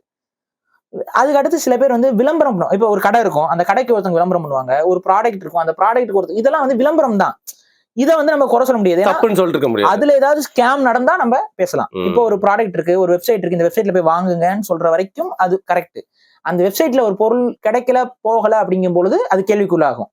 அப்ப இந்த இன்ஃபுளுசர்ஸ் வந்து முடிஞ்ச வரைக்கும் ஒரு ஜெனியூனான கடைகள், ஜெனியூனான ஒரு ப்ராடக்ட்ஸ் விற்கக்கூடியவங்களுக்கு ஹெல்ப் பண்ணலாம். காசு வாங்குங்க, வியாபாரம் பண்ணுங்க. ஆனா கொஞ்சமாவது அதுல ஜெனியூனா போக இன்னும் நிறைய பேர் வந்து சொந்தமாவே துணி டிசைன் பண்ணி விக்கிறவங்க இருக்காங்க, கலை பொருட்களை விக்கிறவங்க இருக்காங்க, சின்ன சின்ன கிஃப்ட். நான் பாத்திருக்கேன். ஒரு பொண்ணு வந்து பாத்தீங்கன்னா கேண்டில் அந்த மாதிரி பண்றவங்க இருக்காங்க. ஒரு பொண்ணு வந்து பாத்தீங்கன்னா கிஃப்ட்டுக்கு வந்து பாத்தீங்கன்னா அந்த மர பசை இருக்குல்ல, அந்த சாப், வுட் சாப், அந்த சாப்பை பயன்படுத்தி சின்ன சின்ன அந்த கிஃப்ட் ஐட்டம்ஸ் எல்லாம் பண்றாங்க. சோ இந்த மாதிரி கலை சார்ந்த பொருட்கள்ல ஒருத்தவங்க வந்து அவங்களுடைய திறமை, சிலை வடிச்சு விக்கிறவங்க இருக்காங்க, பெயிண்டிங்ஸ் வரைஞ்சு கொடுக்குறவங்க இருக்காங்க, உங்களோட போர்ட்ரேட் வந்து ஒரு காசுக்கு வரைஞ்சு கொடுக்குறவங்க இருக்காங்க. இதெல்லாம் வந்து பண்றாங்க. சில நிறைய இருக்கு. இந்த மாதிரியான விஷயங்கள்லாம் நம்ம குறை சொல்ல முடியாது. இது வந்து யூசிங் த பிளாட்ஃபார்ம், அந்த அவங்களுடைய அதுக்கு கிடைக்கப்பட்ட வாய்ப்புகளை அவங்க இணையதளத்தின் மூலம் பயன்படுத்தி அவங்க வியாபாரத்தை பெருக்கிக்கொள்ள. இதை நம்ம தப்பே சொல்லல. அவங்க ப்ராடக்ட்டுக்கு, அவங்க இதுக்கு, அவங்க எவனோ ஒருத்தனுடைய இன்வெஸ்ட்மெண்ட் ஆப்னா அடுத்தவனை பணம் போட சொல்றது, இந்த மாதிரியான விஷயங்கள்ல போயிட்டு மக்களை ஏமாந்த கூடாது. இதை டிஃபரன்ஷியேட் பண்ணி பார்க்கணும். அதை நம்ம தான் பார்க்கணும். அவன் போடுறவன் போட்டு தான் இருப்பான், போடுவான். தப்பானவங்களை நம்ம அடையாளம் கண்டு அவங்கள புறக்கணிக்க கத்துக்கிட்டா தான் அதை வந்து எல்லாரும் ஃபாலோ பண்ணாம இருப்பாங்க. நீங்க ஒருத்தவங்களை புறக்கணிக்கல அப்படிங்கிற பட்சத்துல ஆட்டோமேட்டிக்கா என்ன ஆகும்னு பாத்தீங்கன்னா, அவர் போட்டிருக்காருல நம்மளும் போடுவோம், அப்ப இது மாதிரி நிறைய பேர் போட ஆரம்பிச்சிருவாங்க. அப்புறம் மக்களால அந்த டிஃபரன்ஷியேட் பண்ணி பார்க்க முடியாது. அதனாலதான் சொல்றேன், இந்த மாதிரி அது டிஃபரன்ஷியேட் பண்ணி பார்க்கணும். என்ன தொழில் அதுல செய்யலாம், எந்த தொழில் செய்யக்கூடாது அப்படிங்கிறது பார்க்கணும். ஓகே, செக்ஷுவல் அர்ஜஸ் வந்து எந்த அளவுக்கு ஒரு டெம்ப்டேஷனோ அதுக்கு ஈக்குவல்னு சொல்ல மாட்டேன், அதுக்கு மேல இருக்க டெம்ப்டேஷன் தான் உணவு. ஸோ இன்ஸ்டாகிராம்ல எப்பெல்லாம் வந்து நிறைய பேர் சொல்ற விஷயம்னா டயட்ல இருக்கணும்னு நினைக்கிறப்ப எடுத்துட்டு வந்து தள்ளுறீங்களான்னு. எனிவே இந்த ப்ரொமோஷன் இன்ஃப்ளூயன்சர்ஸ் பத்தி சொல்ல, எதாச்சியா ஒரு நாள் நான் போனேன், விஷ பாட்டில் கடை இருந்துச்சு, அங்க ஒரு விஷத்தை வாங்கி ட்ரை பண்ணேன் அந்த மாதிரின்னு சொல்லிட்டு நிறைய பேர் அழிஞ்சிட்டு இருக்காங்க. இல்ல இன்னொரு விஷயம் என்னன்னா, இந்த லாங் ஃபார்மேட் வீடியோஸை பத்தி நீங்க பேசியிருந்தீங்கல்ல, எனக்குலாம் லாங் ஃபார்மேட் வீடியோஸ் தான் பிடிக்கும் பாக்குறதுக்கு. சரியா, பண்றதுக்கு ரொம்ப ஈஸியா துப்பி போயிட்டே இருக்கிற மாதிரி இருக்கும்.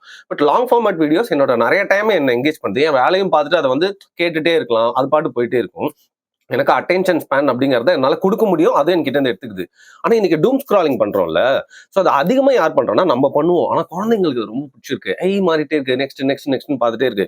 சோ நம்ம எல்லாருக்குமே அட்டென்ஷன் ஸ்பேன் அப்படிங்கிறது இந்த இன்ஸ்டாகிராம் ஓட வளர்ச்சினால, இதுல வந்த ரீல்ஸ்னால நம்மளுக்கு குறைஞ்சிருக்கா, இல்ல சும்மா அது மித்தா, அது நம்ம எல்லாத்தையும் பார்த்து பயப்படுற மாதிரியா?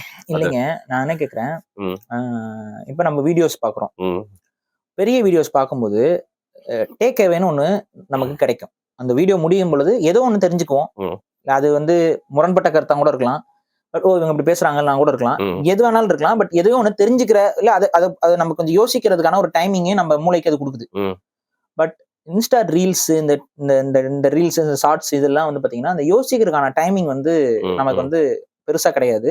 உங்களுக்கு சந்தேகம் இருந்ததுன்னா நீங்க வந்து ரீல்ஸ் பாக்குறாங்க நிறைய பேர், ஒரு ரீல்ஸ் ஆரம்பிச்சுட்டு ஒரு 10 ரீல்ஸ் பார்த்துட்டு பார்த்த ரீல் என்னன்னு யோசிச்சு பாருங்க. அந்த மேட்ரிக்ஸ் டோர் மாதிரி தலைவா அதெல்லாம் இப்ப இந்த ரீல்ஸ் நம்ம பார்க்க ஆரம்பிச்சதுல பார்த்த ரீல் என்னன்னு ஒரு ரேண்டமா யோசிச்சு பாருங்க, உங்களால சொல்ல முடியாது. ஏன்னா உங்களோட அட்டென்ஷன் ஸ்பேன் வந்து அப்படி ஆயிருது, அந்த செயினையே அது. ஆனா இப்ப ஒரு வீடியோ நீங்க பாக்குறீங்க, இன்னைக்கு காலையில ஒரு வீடியோ பாக்குறோம், ஒரு வீடியோ பண்ணா இன்னைக்கு யூடியூப் வீடியோல என்னென்ன வீடியோஸ்லாம் நீங்க பாத்தீங்கன்னு கேட்டா உங்களால சொல்ல முடியும். ஆனா ஷார்ட்ஸ்ல என்னென்ன ஷார்ட்ஸ்லாம் நீங்க பாத்தீங்கன்னு சொன்னா உங்களால சான்ஸே இல்ல. அந்த மாதிரி ஷார்ட்ஸ் ரொம்ப கம்மியா, ஏதாவது மேபி 1 or 2 ஷார்ட்ஸ் வந்து மனசுல பதிகிற மாதிரி ஷார்ட்ஸ் ஏதாவது ஒன்று இருக்கும். அதுலயுமே ஷார்ட்ஸ்லயுமே நல்லது செய்யறவங்களும் இருக்கிறாங்க. நான் எதையுமே வந்து ஜெனரலைஸ் பண்ணல. ஃபுல் அண்ட் ஃபுல் தப்புன்னு சொல்லல. ஷார்ட்ஸ்லயே இந்த சின்ன சின்ன நேச்சுரல் திங்ஸ் வந்து விளக்குற மாதிரியான ஒரு வீடியோ பாத்திருக்கேன். ஒருத்தர் நல்லா ஒரு தமிழ்ல பேசுவாப்ல. இன்ஸ்டால தான் அவர் இது பண்றாரு. ஒரு சின்னதா அவர் வந்து ஒரு சின்ன ஒரு ஆய்வு இது மாதிரி பண்ணி குழந்தைகளுக்கு புரியுற மாதிரி ஒரு சின்ன ஷார்ட்ஸ்லயே அவர் அதை முடிச்சு காட்டிடுவாரு. எழுத்துக்களுக்கு உண்டான விளக்கம் எல்லாமே சொல்லிட்டு அப்புறம் வந்து தமிழ் எழுத்து பிள்ளைக்கு ஒரு வாத்தியார் ஒருத்தர் இருக்காரு. அப்ப இந்த மாதிரியான ஷார்ட்ஸ் ஓரளவுக்கு ஜஸ்டிஃபை பண்ணி 59 செகண்ட்ஸ்க்குள்ள எப்படி நான் அவனுக்கு ஒரு நல்ல விஷயத்தை கொடுக்க போறேன். ஆனா பிரச்சனை என்னன்னா இந்த ஷார்ட்ஸை பொறுத்த வரைக்கும் இது ரேண்டமைஸ்டா இருக்குல்ல. இப்ப நான் இவரை ஃபாலோ பண்ணணும், இவரோட ஷார்ட்ஸை மட்டும் தான் பார்க்கணும், என்னால ரெஸ்ட்ரிக்ட் பண்ணிக்கவே முடியாது. என்னோ வரும் இவரோட ஷார்ட்ஸ் நான் பார்த்துட்டு அடுத்த ஷார்ட்ஸ் போகும்போது அவங்க காமம் சார்ந்த ஒரு விஷயம் இருக்கும். ஒரு மொழி சார்ந்த ஒரு ஷார்ட்ஸை பார்த்து நான் அடுத்த ஒரு இது போகும்போது, ஒரு எஜுகேஷனல் ஷார்ட்ஸை பார்த்துட்டு நான் அடுத்து போகும்போது ஒரு அசிங்கமும் ஆபாசமும் இருக்கும். ஒரு தற்கொலை வந்து ஒருத்தர் பேசிட்டு இருப்பான். அப்ப இதெல்லாம் பார்க்கும்போது இது ஒரு ரேண்டமைஸ்டு ஈவெண்ட்ஸா மாறும் பொழுது இந்த நல்லவைகளுக்கு அங்க மதிப்பு இல்லாமல் போயிருது. புரியுதுங்களா? நல்லவைகளை மட்டும் உங்களால அங்க வந்து வச்சு பார்க்க முடியாது. அதனாலதான் சொல்றேன் இந்த ஷார்ட்ஸ் ஃபார்மேட் வந்து ரொம்ப தப்பா போகுது அப்படிங்கிறோம். Okay, last but not least குட்டி விஷயம் தான், அதனால சுருக்கமாவே உங்களோட விஷயத்த சொல்லுங்க. நீங்க ஜெனரலைஸ் பண்ணலப்பா, எல்லாத்துலயும் நல்லதுக்கு கெட்டதுக்குன்னு நம்ம சொல்லிட்டே தான் வரோம். நம்ம ரொம்ப பின்தங்கியவங்களா அப்படின்ற மாதிரி யாரும் நினைச்சக்கூடாது. இதுல இருக்கிற எல்லா விஷயமும் பேசுவோம் தான். ஸ்டோரியை பத்தி நான் ஏன் கடைசியா பேசி முடிக்கணும்னு நினைக்கிறேன்னா, இப்ப நம்ம வாட்ஸ்அப் ஸ்டேட்டஸாவே அது வந்துருச்சு. ஸோ நீங்க ரீல்ஸ் போடுறது அட்டென்ஷன் சீக்கிங் தாண்டி இந்த ஸ்டோரி வந்து இன்ஸ்டாகிராம்ல தான் ஃபர்ஸ்ட் ரொம்ப ஃபேமஸ் ஆச்சு. இந்த ஸ்டோரி போடுறதுனால என்ன ஆயிடுச்சுன்னா, நம்ம பண்ற எல்லா விஷயமும் நம்ம விளாகரா கூட இருக்கணும்னு அவசியம் இல்லை. அந்த ஸ்டோரி நம்மள இன்டெரக்டா விளாகரா மாத்தி வச்சு உங்களை வந்து ஈஸியா வந்து அதுவும் பொண்ணுங்க இவங்கெல்லாம் அந்த ஸ்டோரிஸ் எல்லாம் அடிக்கடி போடுற பழக்கம் அவங்களுக்கு எப்படி அது வருதுன்னு தெரியல. ஒரு படத்துக்கு போறாங்களா, அந்த படத்தை போட்டு ஸ்டோரி போட்டுறாங்க.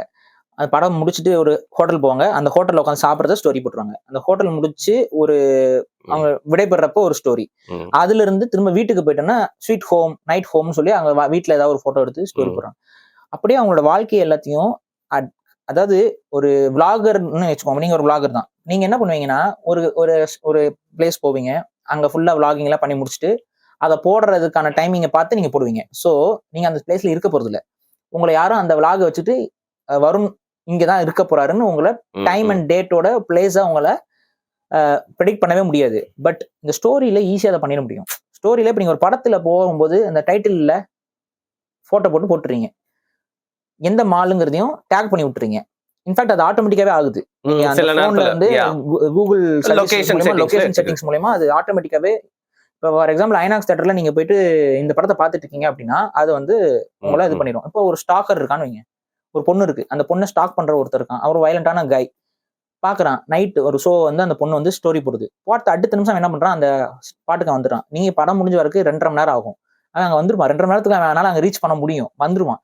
அடுத்து ஒரு ஹோட்டல் போறீங்க, அந்த ஹோட்டல் நீங்க சாப்பிட்டு முடிக்கிறீங்கன்னா சாப்பிடுறீங்க, என்ன சாப்பிடுறீங்கிறத நீங்க காமிச்சிடுறீங்க ஸ்டோரியில. அடுத்து இவங்க முடிச்சுட்டு வெளியில போறாங்கன்னு அவனுக்கு தெரிஞ்சிடும். உங்க வீட்டை அவங்க ஈஸியா கண்டுபிடிச்சிருவான். இது ஒரு சினாரியோ. இது மாதிரி நிறைய விஷயம் நானே சொல்றேன். இந்த வழியில அவங்க அந்த பொண்ணோட வீட்டை அவங்க கண்டுபிடிச்ச முடியும். ரீசன் என்ன, வெளியில வராங்க, ஸ்டோரி போடுறாங்க, படம் சாப்பிடுறாங்க, சாப்பிட்டு முடிச்சுட்டு அவங்க வீட்டுக்கு போறாங்க, அவன் ஃபாலோ பண்ணிட்டே வரான். ஏதாவது பண்ண முடியுமா? ரோட்ல ஓட்டுறான், இதெல்லாம் கிரைமே இல்லாம போயிடும். நீங்க பாட்டு போறீங்க, பின்னாடி வந்துருவான், எந்த இடத்துல இறங்குறீங்கன்னு பாத்துருவான், இங்கதான் அவங்க வீடு இருக்குன்னுருவான். அடுத்த நாள் அங்க வந்து நிப்பான், நீங்க எங்க இருந்து வரீங்கன்னு பார்ப்பான். வீட்டை பின் பாயிண்டா கண்டுபிடிச்ச முடியுமா முடியாதா? சரி, அடுத்த ஒரு ஸ்கெட்ச் போட்டு அந்த பொண்ணை கடத்த முடியுமா முடியாதா? ஈஸியா பண்ணலாம். சோ இது வந்து எவ்வளவு ஒரு தப்பான ஒரு விஷயம். இந்த இதை ஃபாலோ பண்ணாதீங்க, தயவு செஞ்சு பண்ணாதீங்க. Don't get addicted to it அப்படின்னு சொல்றோம் இல்லையா? பண்ணாதீங்க. எதுக்குங்க இது எதுக்கு? ஒரு ஆப்ஷன் இருக்குன்னா நம்ம பயன்படுத்தி பார்க்கணும் தோணல. சொல்லுவா இந்த சாப்பிடுற பொருட்கள் அழகா இருக்கும், போட்டோ எடுத்துக்கிறது அது வேற. நீங்க என்னைக்காவது ஒரு நாள் அது மாதிரி சாப்பிடுற பொருளை போட்டோ எடுத்துட்டு அதை என்னைக்காவது நீங்க பாத்திருக்கீங்களா? பாத்துருக்கவே மாட்டீங்க. பட் இதோட மெயின் மோட்டிவே என்ன ஆகுதுன்னு பாத்தீங்கன்னா, நம்ம சாப்பிடுற பொருளை அடுத்தவங்க கிட்ட காட்டணும் அப்படிங்கிற அந்த ஒரு தேவை, நம்ம இப்படி லக்ஸுரியா வாழ்றோங்கிறத காட்டுறதுக்கான தேவை. யாரும் வந்து இட்லியை போட்டோ போட்டு போறது இல்ல. என்னைக்கா பண்றீங்களா? காலையில் வந்தேன் சரவண பவன்ல வந்து இட்லி சாப்பிட்டேன், இட்லியை போடுவாங்க. நாங்க திருப்பியும் தமிழ்நாட்டுல போய் அது ஓகே. என்ஆர்ஐ வெளிநாட்டுக்காரன் இந்தியன் ட்ரெடிஷனல் ஃபுட்டை நான் சாப்பிட்றேன்ட்டு போட்டோ போடுறது வேற. அவனுக்கு அது எக்ஸாட்டிக். நமக்கு நார்மலா சாப்பிட்ற ஒரு பொருளை நீங்க காட்டுறது இல்ல. நமக்கு இங்க எக்ஸாட்டிக்கா ஏதாவது ஒன்று சாப்பிடும்போது அதை போட்டோ எடுத்து போட்டு அடுத்தவங்ககிட்ட காட்டுறீங்க. ஸோ இந்த பிஹேவியர் வந்து தப்பு. நானே சில இது போட்டிருக்கேன். நான் என்ன போட்டிருக்கேன் அப்படின்னு பாத்தீங்கன்னா, நான் ஒரு நாள் போனேன், ஏதோ ஒரு மாலுக்கு போகும்போது அங்க வந்து சோழனா தமிழ் அப்படின்னு சொல்லி ஒரு சோடா பாட்டில் இருந்துச்சு. தமிழ் சோடா அப்படின்னு சொல்லி தமிழ் எழுத்த போட்டு ஒரு பாட்டில் இருந்துச்சு. அதை நான் எடுத்து ப்ரொமோட் பண்ணேன். நான் ஏன்னா தமிழ்னு ஒரு பேர்ல ஒரு சோடா பாட்டில் ஒருத்தர் வியாபாரம் பண்றாரு, அடுத்தவங்களுக்கு அது தெரியணுங்கிறதுக்காக தான் நான் பண்ணேன். சோ அதோட மோட்டிவே என்ன அப்படின்னா, அடுத்தவங்களுக்கு அது தெரியணுங்கிறது தான் அந்த மோட்டிவே. புரியுதா? சோ அந்த மோட்டிவ புரிஞ்சுக்கோங்க. புரிஞ்சு நீங்க காட்டலாம். நீங்க ஒரு ஃபுட் பிளாகரு, நான் இந்த கடையில போய் சாப்பிட்டு இந்த ஃபுட் நல்லா இருக்கு, நல்லா இல்லங்கிறத நான் அத போட போறேன் அப்படின்னா, அது ஓகே. பட் நான் இத சாப்பிடுறேங்கிறத காட்டுறேங்கும் பொழுது, அந்த இடத்துல ஒரு சின்ன ஒரு அல்பத்தனம் நமக்குள்ள இருக்குது. அந்த அல்பத்தனம் என்னன்னா, நான் இவ்வளவு வசதியா வாழ்றேங்கிறத அடுத்தவங்க கிட்ட காமிச்சு, அங்க ஒரு அங்கீகாரத்தை பெறுவதற்கான ஒரு மறைமுக அல்பத்தனம். அது ஒரு அல்பத்தனம் தான். உள்ளுக்குள்ள ஒரு சப்கான்ஷியஸ் சின்ன அல்பத்தனம். அந்த அல்பத்தனத்தை தவிர்த்து விடுவது நல்லதுங்கிறத நான் சொல்றேன். ஓகே. சோ நான் எங்க வீட்டுக்கு போவேன், வாரத்துக்கு ஒரு வாட்டி எங்க வீட்ல சாப்பாடு குடுப்பாங்க. நான் அத வந்து போட்டோ எடுத்து போடுவேன். சரி நம்மளுக்காக எவ்வளவு பிளஸ் எவ்வளவு நாள் சாப்பாடு இல்லாம நான் கஷ்டப்பட்டுருக்கேன். அதனால இறைவனுக்கு நன்றின்னு சொல்லி போடுவேன். எங்க அப்பா கூப்பிட்டாரு. முடிஞ்ச வரைக்கும் அன்னன்னைக்கே அந்த ஸ்டேட்டஸ் போடுறது, ஸ்டோரி போடுறது அவாய்ட் பண்ணிட்டாவே ஓரளவுக்கு தப்பிக்கலாம். இல்ல அதுல 2 விஷயம் சொன்னாரு. நீ என்னைக்கு வீட்டுக்கு வரணும் தெரியுது. அது மட்டும் இல்லாம நீ என்ன சாப்பிடுறன்றது வந்து மத்தவங்களுக்கு அது சாப்பிடறதுக்கு கிடைக்காம கூட இருக்கலாம். சோ அத அவங்க டிஸ்டர்ப் பண்ற மாதிரி இருக்கலாம் சொன்னாரு. கரெக்ட்னு தோணுச்சு. நான் அதுல இருந்து போட நிறுத்திட்டேன். எனிவே இது வந்து படவரி, அதாவது இன்ஸ்டாகிராம் நிறைய பேருக்கு தெரியாதுங்க. தமிழ் படவரி இத பத்தி பேசுறது ரொம்ப இன்ட்ரெஸ்டிங்கா இருக்க போதுன்னு தெரியுது. பட் இவ்வளவு இன்ட்ரெஸ்டிங்கா இருக்குமா அப்படின்னு நான் எதிர்பார்க்கவே இல்ல. தேங்க்யூ பாரி. நீங்க வந்து இன்ஸ்டாகிராம் யூசர் இல்லனா கூட சொல்லிக்க கூடாது. அவங்க தான் சொல்லணும் ஆடியன்ஸ். நான் ஃபர்ஸ்ட் ஆடியன்ஸ். நான் அப்படிதான் ஃபீல் பண்றேன் அத. அதனால தான் சொல்றேன். சோ நீங்க இன்ஸ்டாகிராம் யூசரா இல்ல கூட அத நல்லா அப்சர்வ் பண்ணிருக்கீங்க. யூசர் தாங்க. நான் அது ஒரு ஒதுக்கி வச்சிட்டேன் இன்ஸ்டாகிராம். அது ஒரு மாதிரி நான் கரெக்ட்டா யூஸ் பண்றேன். அது உங்களுக்கு பிடிக்கல. சரி ஓகே. நான் தான் தப்பா யூஸ் பண்றேன். Right. But it's a very interesting conversation as usual. மிக்க நன்றி பாரி. கண்டிப்பா.